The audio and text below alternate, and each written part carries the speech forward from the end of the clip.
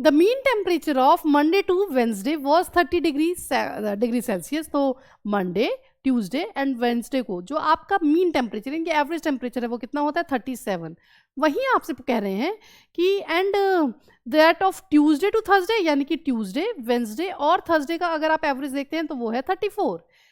अब आगे इन्होंने आपसे बताया है कि if the temperature on Thursday was 4/5 of that of Monday, यानी कि थर्सडे को कितना है, थर्सडे को है आपका 4/5 ऑफ मंडे, यानी कि मंडे को जितना भी था उसका 4/5।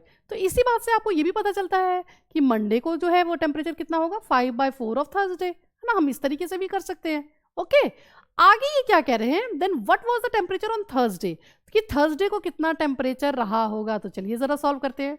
तो देखिए मंडे, ट्यूसडे, वेंसडे का जो है वो है 37। तो अगर मैं एवरेज का फॉर्मूला देखूं तो वो आएगा ये, है ना। तो सम क्या होगा, सम का होगा Monday plus Tuesday plus Wednesday equal to 37 into 3, जो कि होता है 111। और वहीं अगर हम सम देखें ट्यूसडे, वेंसडे और थर्सडे का, तो वो कितना आएगा 34 जो इनका एवरेज है इंटू में 3, क्योंकि ये 3 है ना इसलिए। तो ये कितना आता है, ये आता है 102। यानी कि जो मंडे, ट्यूसडे, वेंसडे है और जो ट्यूसडे, वेंसडे, थर्सडे उसमें कितने का डिफरेंस है 9 का। ये 9 का जो डिफरेंस आ रहा है, तो हम क्या देखते हैं कि अगर हम मंडे में से थर्सडे को माइनस कर दें तो हमें क्या पता चलता है 9 डिग्री का टेम्परेचर है ना। मंडे में से थर्सडे माइनस किया तो क्या पता चला 9 डिग्री टेम्परेचर आता है।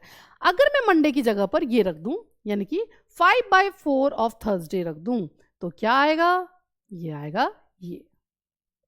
तो चलिए ज़रा इसे सॉल्व करते हैं। थर्सडे को बाहर रख दें, 5/4 - 1 इक्वल टू 9। तो थर्सडे क्या आया, थर्सडे आया 5 - 4/4 इक्वल टू 9, जो कि हो जाएगा 9 इंटू 4 यानी कि 36। तो इसका मतलब क्या है कि थर्सडे का आपका टेम्परेचर कितना है, थर्सडे का टेम्परेचर है 36। तो आंसर इज 36।